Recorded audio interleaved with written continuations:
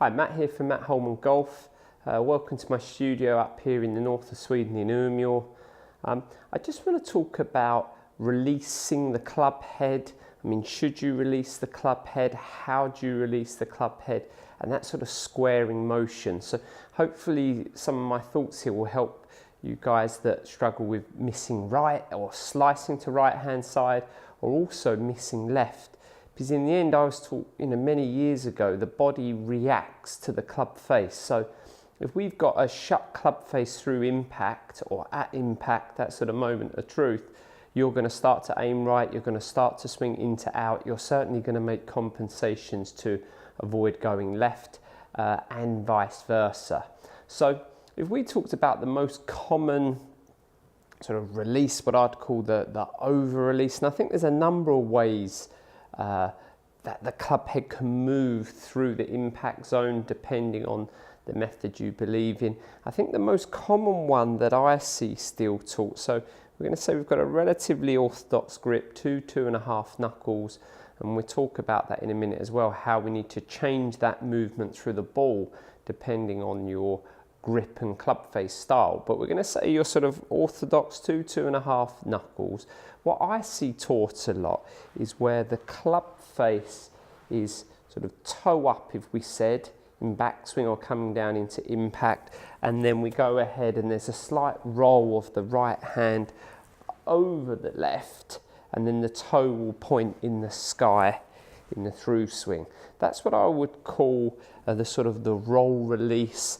The issue with that I have, especially in better players, we have this very fast rate of rotation. So the club goes from relatively open looking right to relatively left looking, or closed, through the hit in a very short period of time. It gets difficult to control the club face. And there are some good players that do that. What we're tending to see these days is a club face coming down. You see it in guys like Brooks Koepka and Dustin Johnson, where the club face is quite strong coming down, we'd say previously. So now the leading edge is much nearer to matching our spine angle.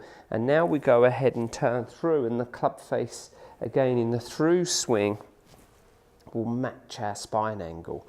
So if we think very briefly, if the club face goes from toe up, where the club shaft's horizontal to the ground, it hits the golf ball and then moves again toe up. That club face for me in a very short period of time has rotated 180 degrees. It's gone from 90 up to 0, hopefully somewhere near impact, to 90 up. This second player has gone from 45 degrees up to 0 to 45. So that second player's rate of rotation is half the amount. And it's not a simple equation as the less the better, but certainly for me, if you think of a simple putting stroke, if there's less rotation back and through, there's going to be more room for consistency day in, day out. I think there'll be logic in that. Also, the club face won't be so sensitive to ball position. So if we've got this very opening, closing club face, if the ball moves slightly too far back or slightly too far forward, we're meeting the ground with a different face position. It could be slightly opening or closing, so it makes consistency much more difficult. So you've sort of got this roll release there. For me, if someone's missing right, I would avoid trying to get them rolling the club head, especially after the golf ball. I would look at grip, maybe a slightly stronger grip. I would look at club face in takeaway to the top to delivery. So feeling sort of your Ben Hogan supination, left arm, left wrist, for me is a key controller of the club face. So there's a simple drill there, thumb in there, hand out, sort of backhand if you were left-handed in tennis, but we're really getting that club face back to straight there. Okay, all of a sudden that club face looks to the right hand side there. As you turn through, you can be on the best line ever. That ball's going way right. So I know when I worked with Claude Harmon, he did lots of work of swinging down to an impact and stopping. So if you're missing right, we swing up, we feel left arm, left wrist. We're going to feel that rotate down. The face is going to look more at the ground sooner. we're going to feel actually practice stopping that club face is nearly looking a little bit left at impact feeling. The great thing with this game, you'll soon know if you've overdone that, the ball will be missing left. Vice versa, if you're getting a closed club face, maybe we want to be a little toe up, maybe the little more angle in this left wrist. But I would really just start with the feeling through the ball, where the right forearm, the right hand stay under the left a little more, what we call the heel beats toe, so the face would feel slightly more open through the hit, and there would be a lot more the right forearm, right hand under, less rolling over to hopefully make that club face a little more neutral. So as a general rule, we always want to try and fix the club face before we hit the ball. This is where Tiger developed his stinger shot from, sort of those 2 iron punch shots he used to hit.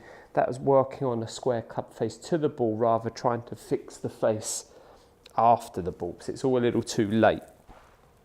And then you can go back, so this under-release theme, we square the club face early, and then from there there's no more rolling over of right forearm under left. If anything, the right hand, right forearm stays slightly under the club. We can do this sort of old Henry Cotton drill here, where we make our setup, we make some half swing back and through. Let's hit one for you here. So make some half swing back and through, and you actually stop at this point. So hopefully you can see my club face looking back at the camera. And if we go backwards, the club face should be square. So we go through, halfway stop, come back, club face should be square. If we've rolled that club head over as we come back, the club face will be looking a long way to left-hand side. Look, hopefully my thoughts help. I'll post more on the sort of the release and the release styles.